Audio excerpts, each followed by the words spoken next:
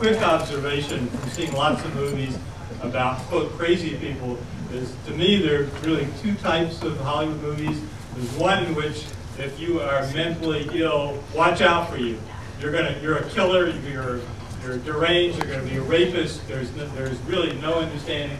And the other one, which is more subtle, is a kind of romancing of the romance of mental illness.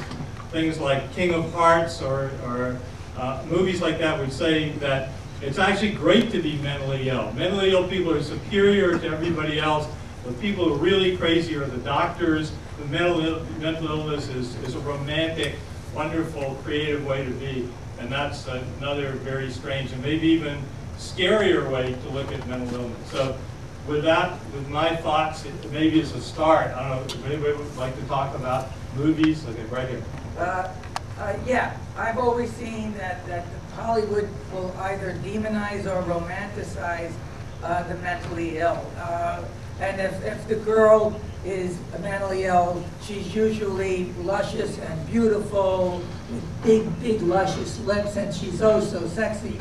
And if it's a guy and he's got a problem, he's either dead and keeps coming back from it. You know, we made a film that I didn't talk about tonight, which I talked about in the movie, and we got accolades. Canvas was embraced because the film industry and the mental health industry said that this is a film that shows an actual case study of what happens to a family when mental illness is introduced. And I didn't even understand that we were making that movie when we were making it. But that's why I wanted to make this movie. Traditionally, these types of movies are very, you're talking about depression, the music indicates it's depression, it's oh so sad, and somebody's, you know, telling the story about his mom, and it's oh so sad, and I didn't want to do that. I wanted to give it energy, and I wanted to give it, make it fun, and I wanted the music to indicate that, and I wanted the people to indicate that. But Hollywood, I'll give you an example. My friend Gary Foster, who sits on this board, did a great movie called The Soloist. And Robert Downey Jr. and Jamie Foxx also sits on this board. And they wanted, through my consultation with Gary, reach out to NAMI, NARSAD, National Alliance Mental Illness, which is what we did with Canvas, and Rich was very engaged in that, and so was Jackie. Well, Paramount and the executives and the testing proved that you needed to eliminate that market.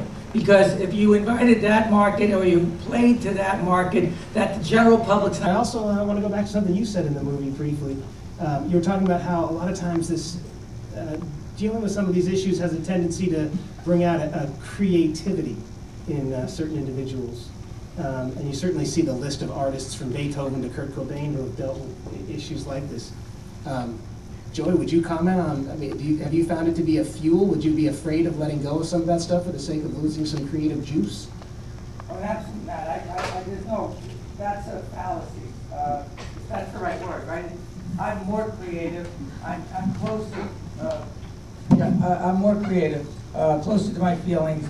My medication enables me to get more done and have clarity about it. I'd actually just like to comment on that as well. You know, there's been a lot of retrospective analysis about artists throughout history, and I think that there has been this romanticized notion that pathos or even hypomania or mania fuels creativity. If you actually look at it more carefully, while there certainly is a slightly increased risk of mental illness in people who are involved in the arts, their most productive times are times when they are well. Not times when they're depressed, not times when they are manic, not times when they are psychotic, but times when they are well. Really where the future lies. So I don't think it's, I think it's, you know, absolutely a legitimate way of looking at things, and an important way of looking at things. And it makes no sense to separate the two. I want to agree with that. I think in both child and adolescent developmental psychology, as well as psychology more generally, we we understand that we have to take a completely integrative approach to the behaviors and psychological functions of people. Send a young person to elementary school hungry or with a severe respiratory infection that has gone untreated, and see how well they'll learn. See how well, no matter what their brain capacity is, they will be able to learn science and math and English and reading and spelling. We don't think that the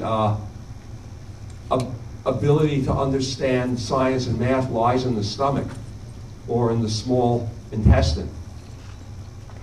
But if young people come to school hungry or ill, they're not going to learn.